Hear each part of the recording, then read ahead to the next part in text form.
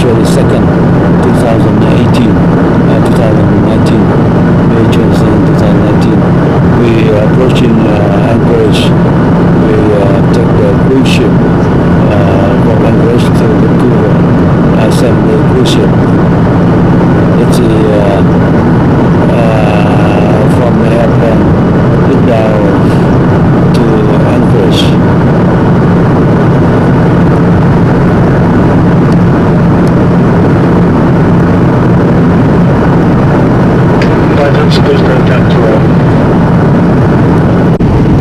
We're approaching Anchorage today, May 22nd, 2019.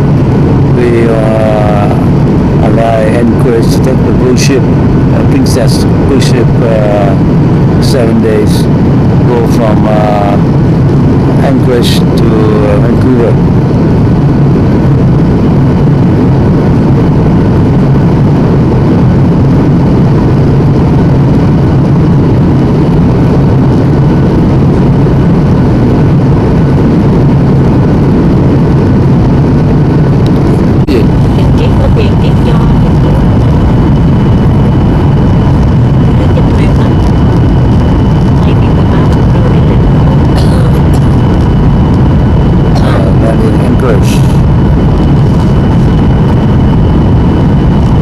Không lạnh mấy ở trên này không có tuyết nè, đâu có tuyết đâu.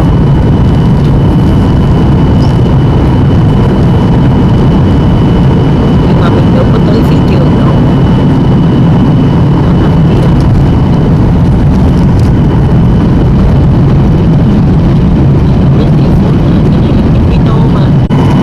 Anchorage Airport, Cargo Plus, Canada Chicago, Western Global.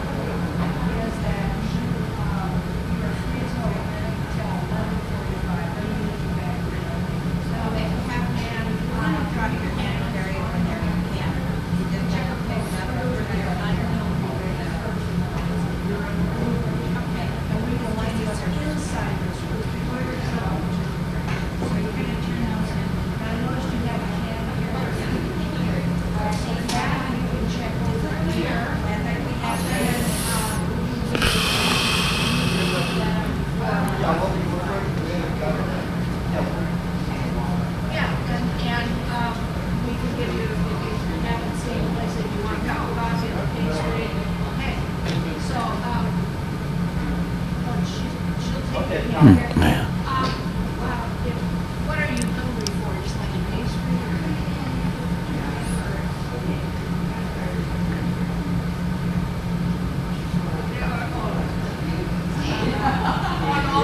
all of them just make you.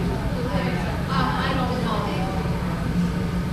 Yeah, well, if you go out this front door, turn right and go to the first intersection, which is G. Go to the G Street, turn right, and there are three places you can go. On the right side is Rất là hay, em thích video này nè. on a ship, huh? Rồi, ăn cá nè.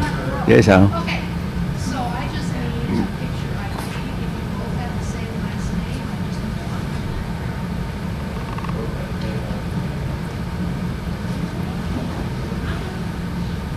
You came up on celebrity? So you're comparing.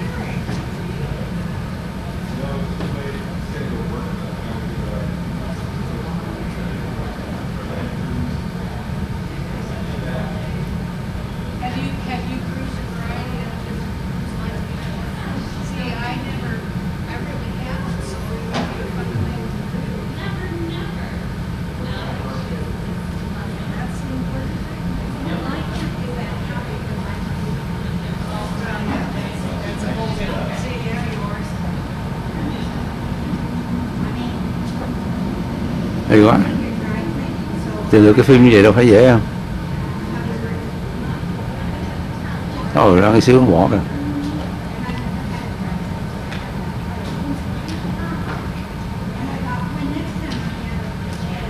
You're taking the whole closet down, It's just the little, it's the little things in life that we appreciate. Those are Seymour's, or are they Christine? They give us more.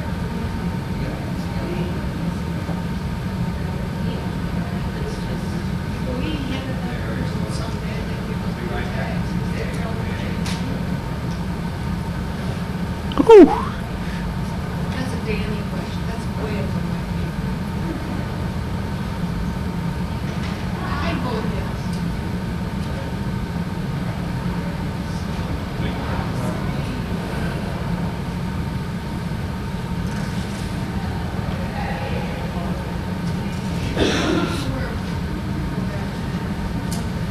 Charles is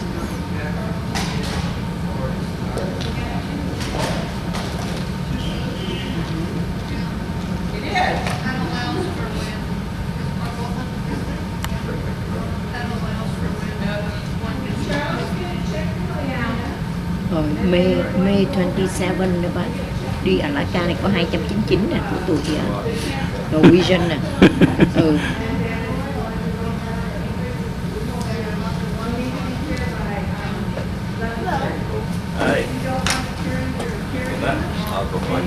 $229 à. May 27 Anchorage to Vancouver nè. Rẻ nhất đó nha, 229 đồng.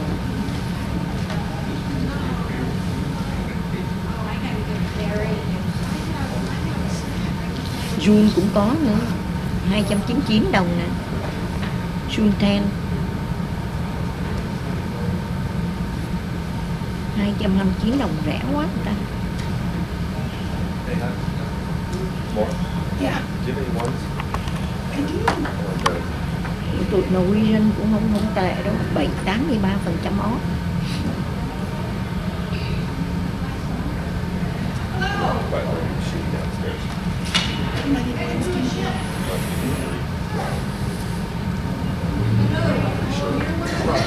Ocean View 399.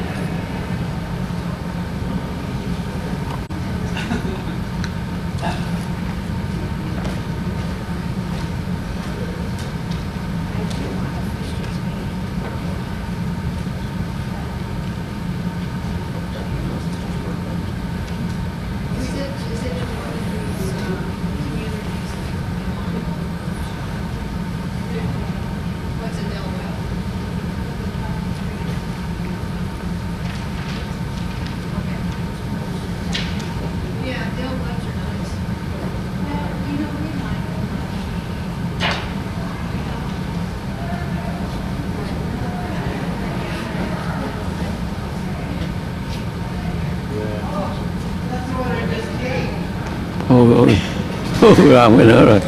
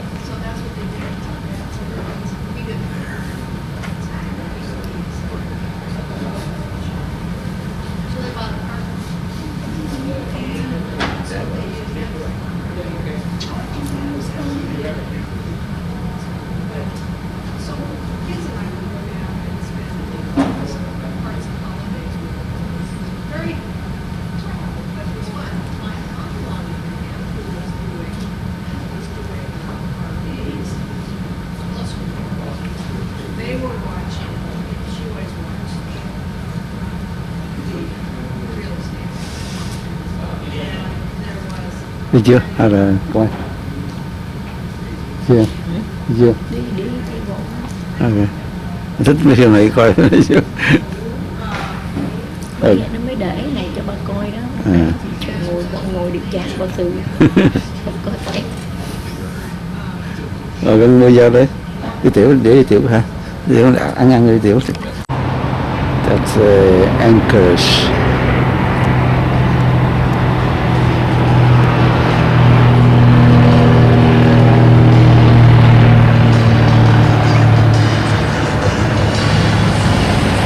Trước nó có cái gì mà nó gắn bong bóng tùm lum đó đó. À, reindeer nè. Anh đi đọc reindeer. It's the sea of Anchorage. Very thin traffic and not too much visa here. So, very quiet city, quiet city. July, August cơ.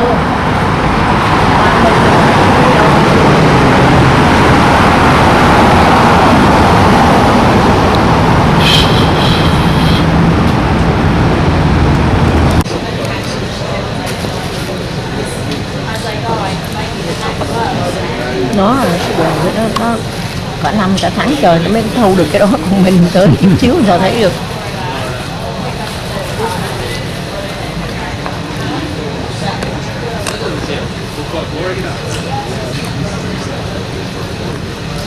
Mười 11:45 rồi mà. Còn ăn ghê quá.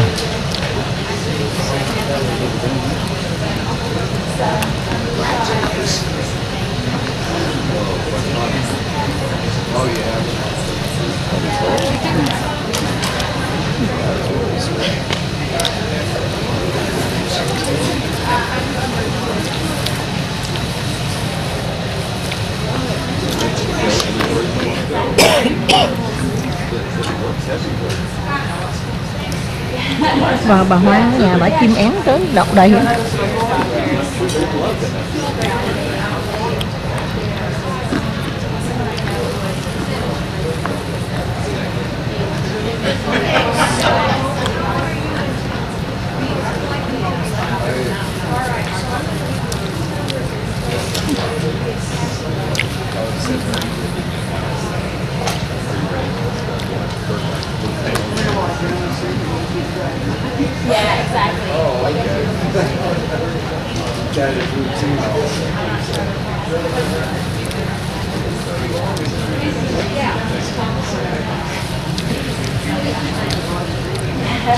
Bà ấy hồi xưa bà đẹp ha. Đồ hoang á, bà đẹp ghê á. Lúc còn trẻ nè. Bà đẹp hơn bà Tuấn Hạnh ấy. Đẹp hơn Tuấn Hạnh, Tuấn Dung. Có bà Tuấn Dung mặt nhìn ngầu lắm, bà Hoa này nhìn hiền. Bà Hoa Hương nè.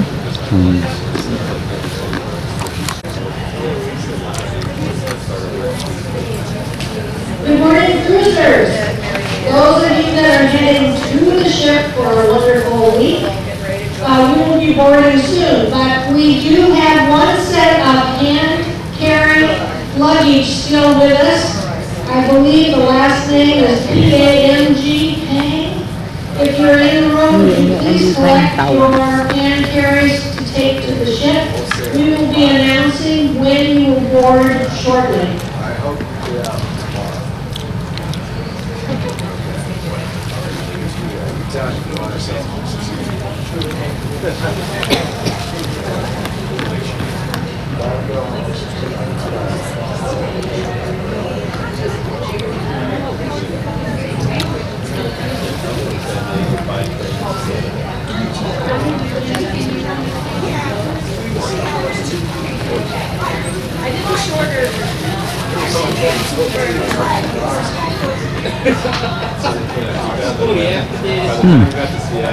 Thấy em trong cái trên cái restaurant nó nhìn ra ngoài coi không? Vậy à? Ừ.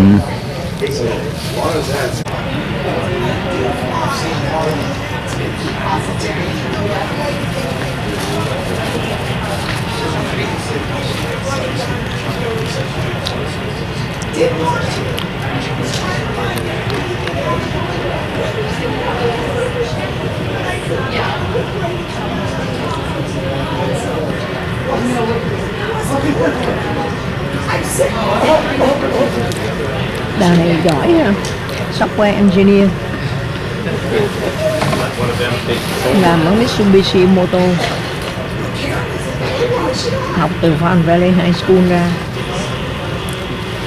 bây giờ là software engineer của County Probation Department.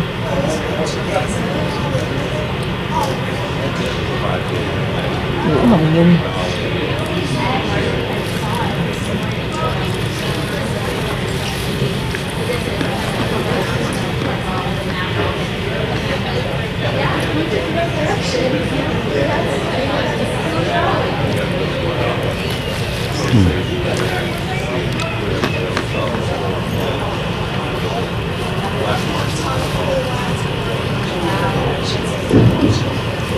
Is Mr. Grissom still in the area?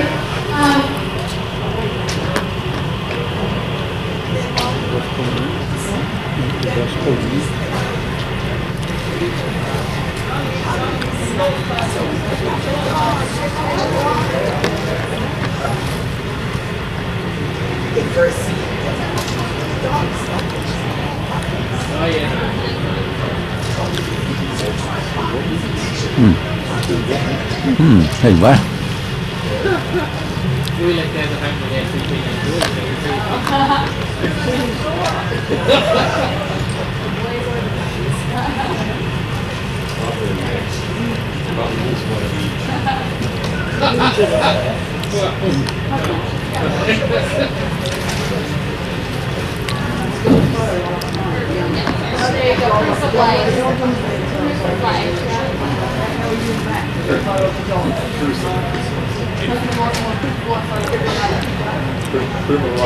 Video, hold up the newspaper for that. Ăn ghê quá. Nhật nó ăn cái thịt sống vậy nó ê nó. Mình nhẹ đứt mình ăn nhưng mà mình cút lên rồi.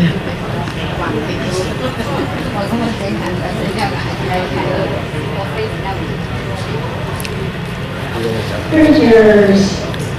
Sharon is holding up a blue 12 o'clock poster.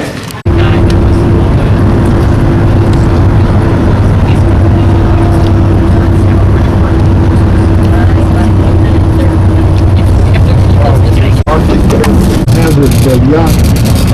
And by June, they're starting to fly, and by July, they're on their way south. So it's been most of his life in the migration path from here, Argentina, and back to Spain.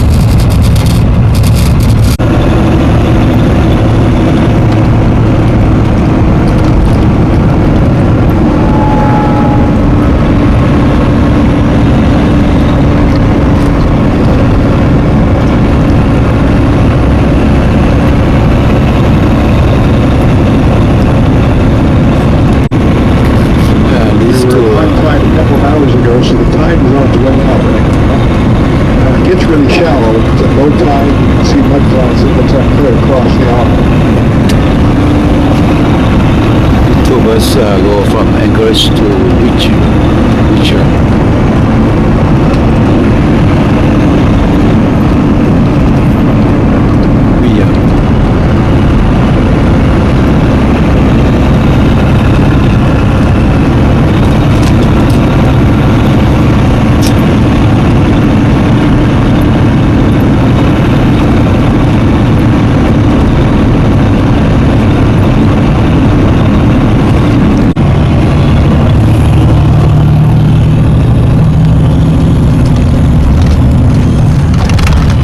They began building a herd here 3 years ago. They were released. Vì sao nó bỏ gãy ở bỏ cô ta? They built that visitor Đây bây giờ center. go through tunnel. Hẹn là được đi liền.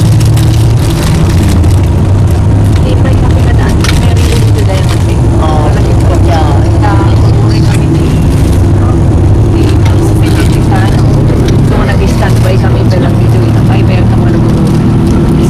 Siya. Di ba? Okay, this is the Whittier Tunnel. It's a one-way tunnel. Oh, one road tunnel. Okay. At the bottom of the hour, we can go through into Whittier. At the top of the hour, they come back out of Whittier. One road tunnel. Trains go through, we all stop. Nó đi đâu một tơ nô tùm lum mới nhớ chỗ này không? Nhớ không? Italy nè. Không, tunnel nhiều không, tunnel nhiều. Lúc nào mà tơ nô không á. Ở World War II. The reason they chose Whittier is they were looking for a place that would, be the first to go. They always allow Alaska train. the motor coaches to go first. Now we go. Green light. Vào vào.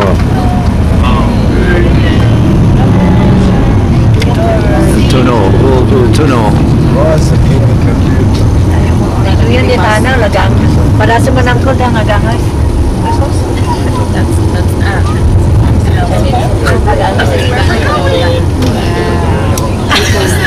Ang buta ko ba? Okay, tunnel here.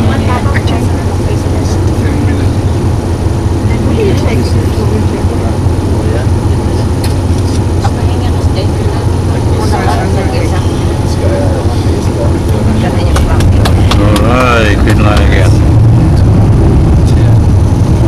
Finally on our road.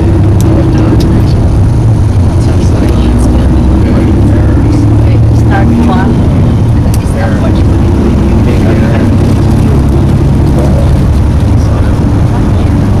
Sasama tayo.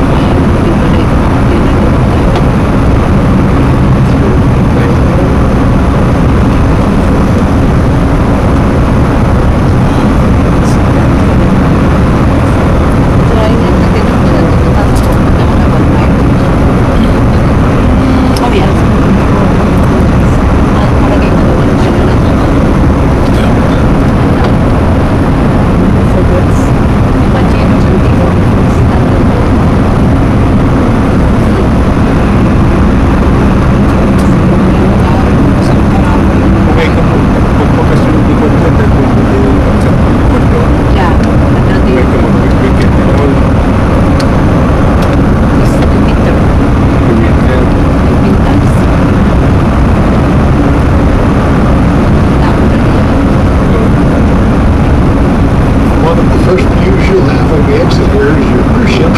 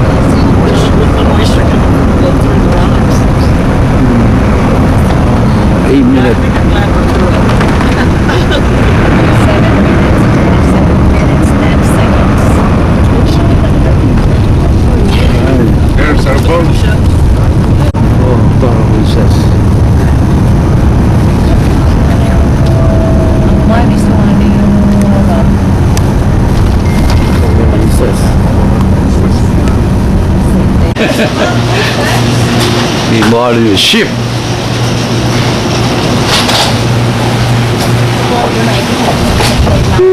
Go.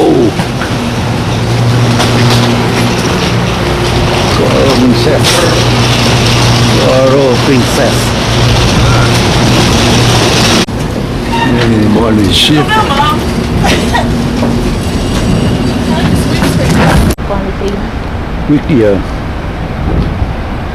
Whittier in Alaska.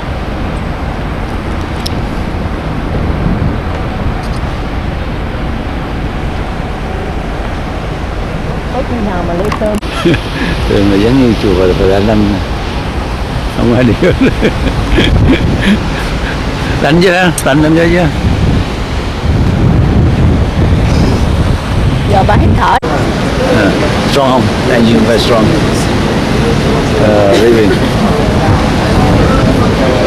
Leaving go to next one. What the next one?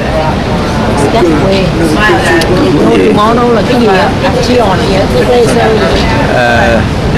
Coi Gì đâu? bye bye. Bondi Express.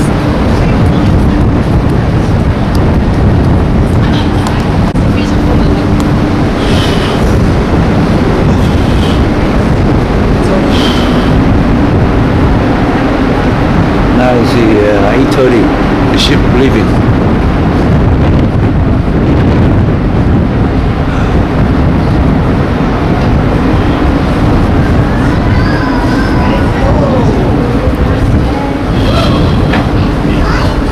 Now 10:15 in the evening, and the light still light, and the sun still light. You can see far away. Amazing.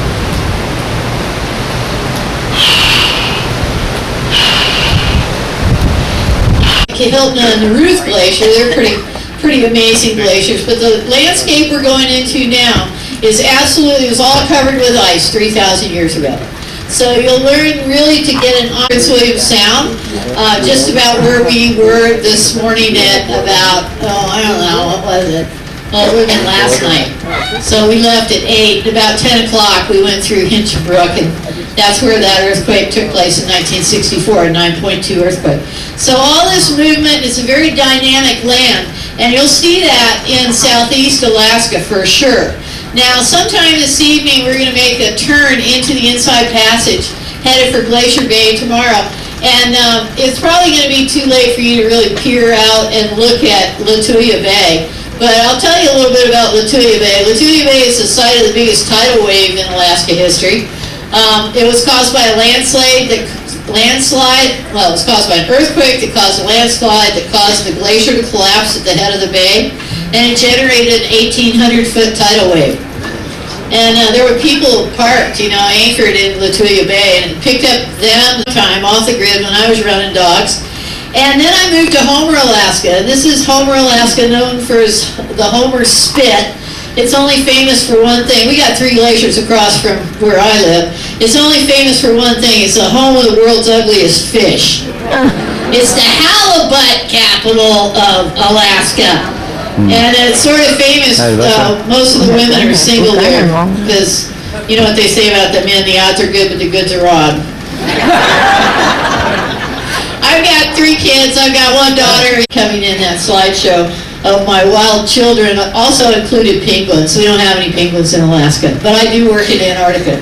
So I just threw a slideshow together that shows you how a naturalist moves through the world, learning about all the systems.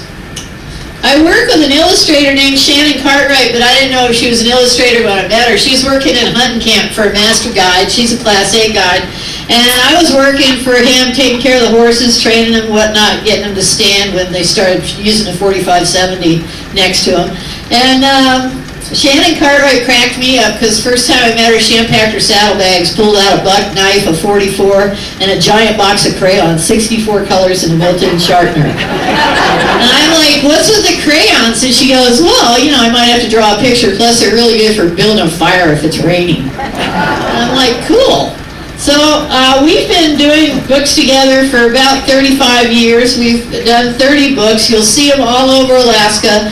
I do sell them on board, but if I don't have the one you want, I can't be schlepping 30 different titles around. So they're in every bookstore in Alaska too. So, if there's one you want that I don't have, then, I'll tell you where to get it.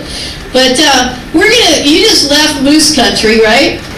You saw a bunch of moose. We think of them as lawn ornaments. You won't see any moose down here in Southeast Alaska. There's only 2 ways to get into Southeast Alaska. You're going to learn all about them in Skagway.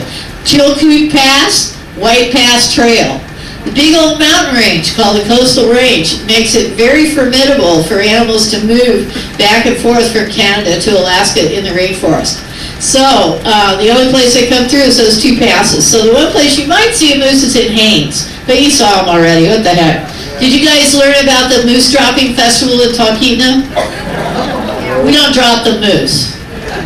The kids, they collect moose poop and paint it with spray paint it gold and sell it to the tourists as earrings. You need any moose poop earrings? What? So you gotta be kind of tough to survive in Alaska, and the animals are no exception. We have a lot of different strategies they use for survey. True hibernators don't wake up. This is a true hibernator. That's an Arctic ground squirrel. Goes in his nest in August, doesn't come out until May. If you go in his nest to see how he's doing, you pull him out, you weigh him, you measure him, you take some tissue samples, little draw of blood, look at his teeth, and he begins to shiver. His body temperature can drop to 28 degrees before he'll start to shiver, but he won't wake up. All that handling, you stuff him back in there, he never knows a thing happened. There's even a better one called the willow caterpillar, lives up in the Brooks Range, little, nondescript brown hairy worm, and of boats. They won't, they try not to move a lot, so if we just kind of bear down on them, they're not going to dive, so we have to avoid the sea otters for sure. Seals in front of the glaciers, you'll see them there right now. They're also pupping, and they pup on these icebergs that float in front of the glaciers. Seals are really diminutive kind of animals. They're a little spooky, so not very gregarious. Aww. Like, I'm out of here. I smell you. I'm out of here. Yeah, and another marine mammal that you might see are Steller sea lions. Steller sea lions are very big sea lions. They're an endangered species, and you'll know them because they rollick through the water like they're going to the circus. It's all tails and feet and rolling, and and snorting and playing with porpoises and whales, and they're a big animal. The bulls can weigh 2,000 pounds. And we won't see this animal. This is one of the Arctic animals, one of the ice-dependent animals that lives in the northern part of Alaska, the walrus. But we will see these animals. We're going to be in the biggest bear habitat left on the planet. And you see bears everywhere. I was sitting in the Crooner's Bar a couple of years ago in Juneau watching this bike race go by, and in a gap between bike racers, a brown bear came down the hill, crossed the road, and tried to get in the back of Libby Riddle's pickup. I mean, a big brown bear right there. I thought, wouldn't that be funny if everybody was coming on the ship right then? My son and I were out in the Aleutians, far beyond bear country a couple of years ago, and we saw this. This mama brownie, she had 2 cubs, and she found a dead whale. She was like, woohoo, finder's keeper. And she jumped on and proceeded to head south, and I don't know if she made it to Hollywood or not, but I mean, it was a pretty interesting thing to see this bear sailing around on a dead whale. I've written a lot about bears. It's all changing. Everything's changing in Alaska now. We're warming 3 times faster than the lower 48. Both poles are. And so you'll hear a lot of people everywhere you go talking about that. But these are our regular species. We got licorice, milk chocolate, and vanilla. The milk chocolate ones are interesting. We confuse tourists as best we can. And they're always like, why do you call them grizzlies at Denali and brown bears in Southeast, and what's the difference? And the difference is brown bears are much bigger. Genetically, they're almost exact, but there are differences because that's how evolution happens. An animal goes into a unique area, they have a unique pattern of hunting, they're eating a certain thing, you know, they're moving a certain way, they're denning up in a different surroundings than their counterpart in the interior, and over time their genetics are changing. But grizzlies and brown bears are essentially the same species. Brown bears can stand 12 feet tall though and weigh 1,000 pounds. That's the difference. They can also run 40 miles an hour. Faster than a racehorse. When the fish are in the river, they're really easy to photograph and they're only concerned with fish. But the fish are not in the river right now. So you'll see the bears down on the beach wandering around waiting for the fish. And they're hilarious. They're just on the beach eating whatever they can find under the rocks. The mama bears are very protective of their cubs. The cubs were born in the den, but they're still very small. And these guys are out now, and they're going to be avoiding the boar brown bears because boar brown bears are pretty grumpy this time of year until the fish come up the rivers. And so they actually will kill cubs. And that's why I tell people if you have a young baby, don't go on a brown bear hunt, you know, especially in May. So this is a skinny brown bear alerting on me, but I was with 10 people. And that's the thing that keeps you completely safe in Alaska. You're traveling in groups, you know, and bears are going to move out of your way. The brown bears in Alaska are responsible for what we call a trophic cascade, a very important part of the life of the forest. We say that bears eat salmon, trees eat salmon, everything eats salmon. The first salmon, I had to have a little drama at the salmon hole, but the first salmon that come back are the biggest salmon, the Chinook, the kings. And you know, some of those Chinook kings, like on the river where I live in Kenai, we have the record of a 96-pound sport caught king salmon. They're usually around between 30 and 50 pounds, and there's a lot of animals that can't catch a 30-pound salmon. I mean, they just can't do it. You know, think of it, ermines and weasels and lynx, you know, it's a big fish for one of those animals. But the brown bear catches them all day long, drags them up in the forest, eviscerates them, eats their belly meat, loves their head. It's like a brown bear, you know, chip. It's all fat and, you know, it crunches. And then he leaves the carcass there and goes and gets another. And one bear might eat 30 fish a day, and there might be 100 bears fishing that part of the river. Pretty soon there's a lot of dead, headless fish laying under the trees. They rot, they're fed on by those smaller animals, ravens, eagles, whatever, and they become fertilizer for the trees. So where do you find the biggest trees? You find them on the rivers. We call them salmon trees, and they have a part to play. Go up to Kaktovik. This is a bear on shore, and they have the ability to kind of adjust their metabolism to how much food they're getting. They can lower their heart rate. They can lower their body temperature, so they use less energy. The Eskimos call them ghost bears, Nanook. And when they have lots of food, they have lots of energy, and they love to play games like this one. It's called I Can Eat Your Whole Head. These are two juvenile delinquent polar bears. And in Kaktovik, they have a running war going with the Air Force. The runway lights, and the polar bears play this game called Kill the Runway Light. So last year when I went up, the runway lights were these enormous concrete cylinders, and the concrete cylinders were all over the tundra. So it was pretty funny. But we won't see polar bears. Lodged in a place that has blue ice, gray wacky schist on the ground, and the mountains are made from gray wacky schist, and the gray silver bark of the Sitka spruce tree. So it just makes sense that, you know, we would have these beautiful, what are called glacier bears. In the rainforest, adaptation, you know, takes place in a lot of ways. And one of the things that I noticed last week, though, we talk about Ketchikan, you know, being the rainiest place in North America. Well, it might not be true anymore. I mean, I remember in Alaska, and the people also adapted to the forest. These were the rich natives of Alaska. You know, they have a saying. They say when the tide is out, the table's set, because you just went down to the beach and gathered your food. Salmon, halibut, 8 kinds of crab, shrimp, octopus, mussels, clams, anything you wanted, there it was for the taking. So they had a lot of time to develop art and music and song and just this very, very rich artistic culture.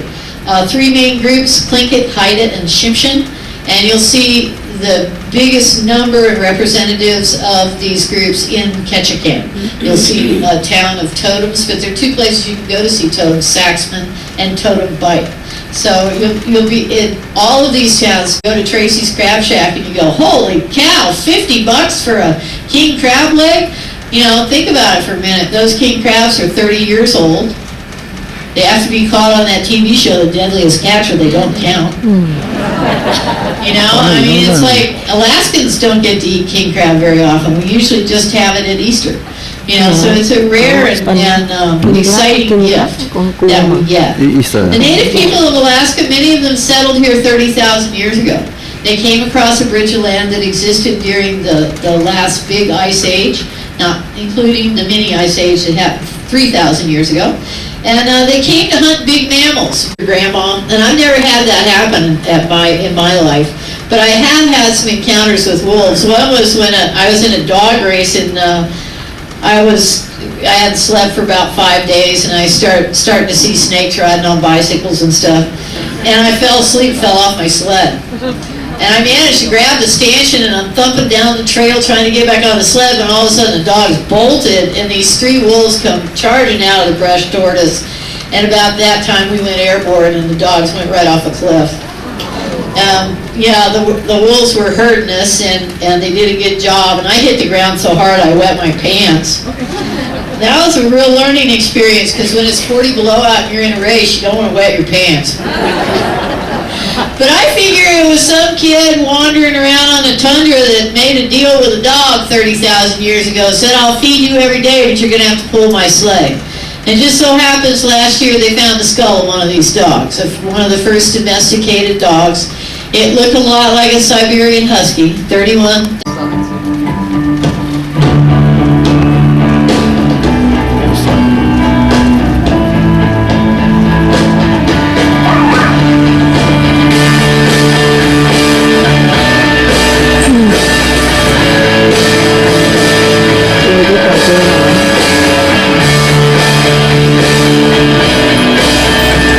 Anh đi lên đi rồi. Biết được. Anh uống để em đi này mà không khó. So there I was, kid from Florida, 2 years in Alaska, and I managed to get 57 dogs. Oh my goodness. Yeah, this is my lead dog. His name's Kayana. And your lead dog's the guy out front making the decisions when you can't. And when we were training for the Iditarod, I was a rookie in 1978. Me and Susan Butcher, we lived in a tent together. You know, and then I was living up on the Brushcanna River, and I'd run a loop on the Denali Highway from my cabin at Brushcanna into Paxton and spend the night, and then come back on the river. And it was December, so there wasn't much light, maybe a couple hours, dusky in the afternoon. And they make a whispering sound. We call it the whisper of stars. That's what I wanted as a kid when I came to Alaska. So does this look familiar? Do any of you guys see this mountain? Yeah. Well, up at 8,000 feet, there's a little bunny called a pika. Do you hear about this? Yeah, they've adapted to eat meat. They're the only carnivorous bunnies we know of in the world. Because on Denali, we sometimes have bird blizzards, and it rains frozen birds. That's okay if it's a little rosy grosbeak, but if it's a duck, you're in trouble.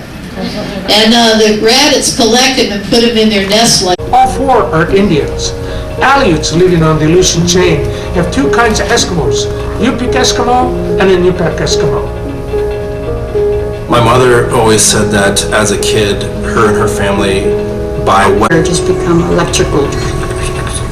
And as you look up and you just see all the lights moving. And there's a Tlingit culture, we believe that we go up through this doorway to heaven and our ancestors greet us on the other side. And because our ancestors are wearing robes of many colors like us, they're there to greet us, and they're celebrating, and they're just shouting, and they're giving testimony about it as you're going across. So we believe it's our ancestors dancing across the evening sky. And so in the wintertime, when we're having our gatherings, and we're all wearing our regalia, and we're dancing at this level, we're dancing with all our robes and right above our houses and our tribal buildings on our mountains. We're all dancing together. And that's what I mean by respecting not only what's here, but what is beyond that we're not aware of or we don't realize every day.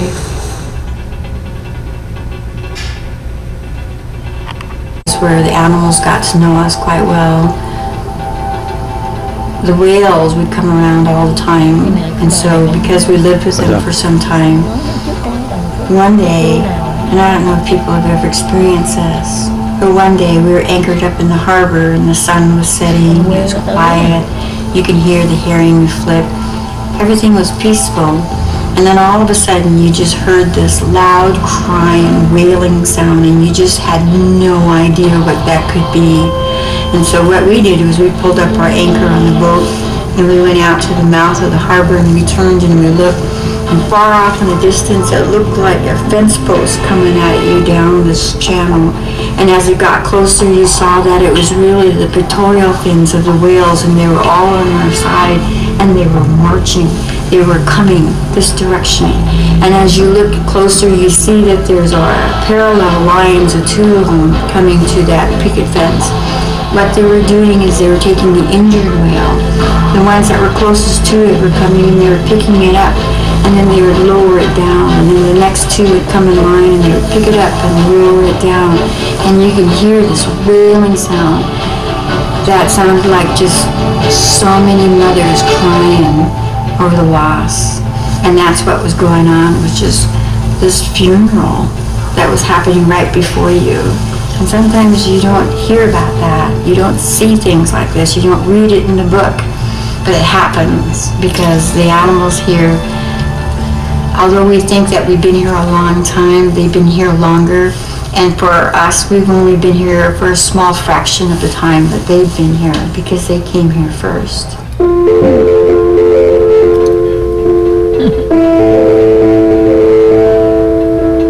When you grow up alongside a whale, you start to identify who they are, and you even have names for them. Although I've never named a whale, but I know a lot of whales. We learned how to live on the land by watching and observing them, how they lived and how they went about their daily life. That's how we learned how to survive in some people would deem as an almost inhospitable environment, but we learned how to live and survive from them, so it's their land. You know, we work together, we fish together, but there's respect because they know who you are too. And so all together we're part of this huge circle. The whales are here, and then the fishermen are out here. They're twirling the water around, and you know, the eagles are flying around, and they're with you too. And then so everything is together.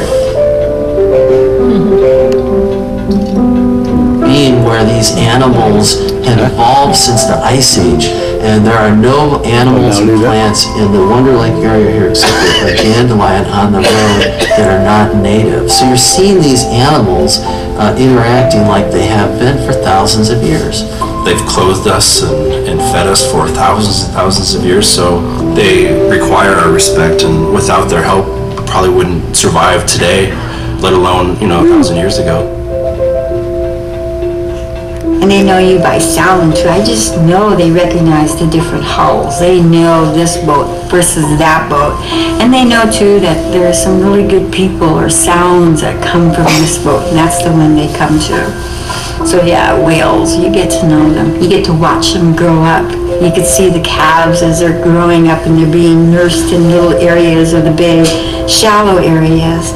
So you watch them from there and you get to know them. You see them get larger and bigger, and then you see them have their families and children, and so together we grow. We believe that if we honor and respect those particular animals that help us in our everyday life, that they'll return to us every single year. We'd go to the beach and we'd play. And there is an incident where one day we were playing behind a log where we shouldn't be playing. We were kind of disrespectful at this one time. And it was there that when we came out that my mom was standing on deck. And she was standing on deck and she had this rifle pointed at us, and we couldn't believe that she saw us behind the log and that she was going to really kill us because that's something that was said.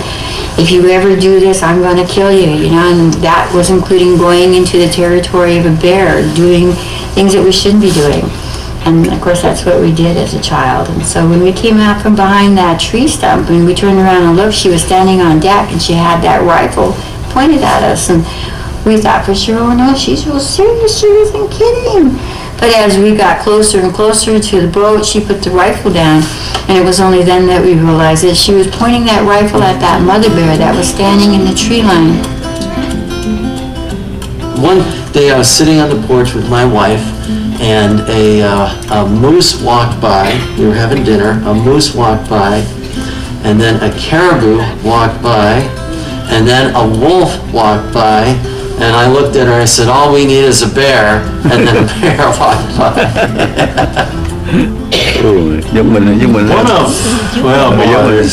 There's so many favorite wildlife memories. I mean, just yesterday I was out with a huge bull moose, but Get into your kayaks and go right up to the whales. The ones that I know. And just going to places where there are thousands of, right outside of Glacier Bay, thousands of porpoises, just, it looks like fish jumping. And you're just sitting there and you're just on your kayak, right? And just have them come up from one side you. There'll be days that go by we won't see anything of much occurrence as far as wildlife, and all of a sudden, wham. And there's nothing more exhilarating than seeing a bear when you're out in wild country and unarmed. That's the ultimate in humility and the sense that you're not even at the top of the food chain out here. And at Pack Creek, it's daily because it's an area where bears have become habituated to seeing people, so it's much easier to see them and to spend hours watching bears just being bears. They're not reacting to people, they're not running, they're not sniffing for us. They have learned that people are benign and they just ignore us, and they go about fishing, raising cubs, chasing each other, establishing dominance, but mostly trying to gain up to 50% of their body weight before winter. one of my favorite ones was back when I was a river guide here on the Nenana River here in Denali National Park. We'd do 3 trips a day, and we're coming back from our first trip of the morning. And we're coming down the highway into the park, and there was a moose calf, a little baby, fresh moose calf, in the middle of the highway. And it was blocking traffic and everything. And we got ready for our second raft trip of the day, and I was taking an empty safety raft down. And all of a sudden, the park rangers show up with this baby moose calf. They had hog-tied it, they blindfolded it, they had rubber gloves on, they had rubber rain gear on, and they had captured this little moose from the highway that was about to get run over, and realized that the mother was downstream on the other side of the river. And so they came to get me to take this moose calf down the river. So here we are. The ranger sat at the bottom of my raft, and this little moose calf just wah, wah, wah. And as soon as we got out in the flow of the river and started floating down that river, that moose calf just shut up, quit crying, and just enjoyed it. And we took him down to where we'd last seen the mother on this little island, and we let that little moose calf go, and we coached him across this little channel from the island to the mainland. And the next day, someone said they saw the mama and the little calf together. So it was kind of a very unique, interesting experience with wildlife. One of my favorite subjects over the past 35 years has been the Northern Lights. Oh, man. In the early years of my career, I worked a lot, so the bulk of my free time was at night. Fortunately, in the Northern Hemisphere, some of the most beautiful light in the world comes out at night. The Aurora Borealis, also known as the Northern Lights. The concept couldn't be any wilder. A gigantic burning ball of plasma 92 million miles away flares off, and it gives our planet glowing halos. My quest to raise the standard in the photography of the Northern Lights began back in the 1980s. Back before cell phones or the internet, the only option was to go outside, stare at the sky, and wait. And Meatloaf was right. It's cold and lonely in the deep, dark night. But sometimes what happens in the night sky is way better than any imagination. I often work in some brutal temperatures with wind chills raining down into the -50s. But once I started getting famous, I stepped up to sleeping on indoor snowbanks, and it just got more glamorous from there. I always worked really hard to incorporate scenic Alaskan landscapes into my aurora photos to set my images apart from the growing pool of photographers. I would scout locations all year and return to those places when the opportunities presented themselves. One of the more frequently asked questions I get is, what's the best time to see the Northern Lights? In Alaska, summer times, of course, it's way too light out all night long. So you gotta probably plan on August or September before you're gonna start seeing them. September, October, and March are the best months. And typically March, we have really good weather, so if I was to recommend to anybody, I would say come up in March. Another question I get is, are those colors real? And the answer is yes. Although what a camera will record over a number of seconds will be a little different than what you're going to see with the naked eye. There are plenty of other factors as well, such as intensity of solar storms, moonlight, which can make the sky kind of blue, or sunlight in this occasion, which will completely change the color of the aurora. For more than half of my career, I shot with film, and I'm always happy to have my slide film around when people question the authenticity of a photograph. Shooting film made you shoot a whole lot longer exposures, typically between 15 and 30 seconds, which made for a lot less sharpness and detail, especially in the ray structure of the aurora. Today with digital cameras, the capabilities are pretty impressive and have raised the bar yet again. I've shot 1 second exposures from my boat on anchor, as well as super fast shutter speeds of Coronas exploding overhead. It has also helped combine multiple light sources, which is a whole lot better than what we had to do back in the old day, like smash our face in an airplane window for 30 seconds, only to come away with somewhat of a blurry image. So now let's spin through what I consider to be the best of my aurora photos over the past 30 years.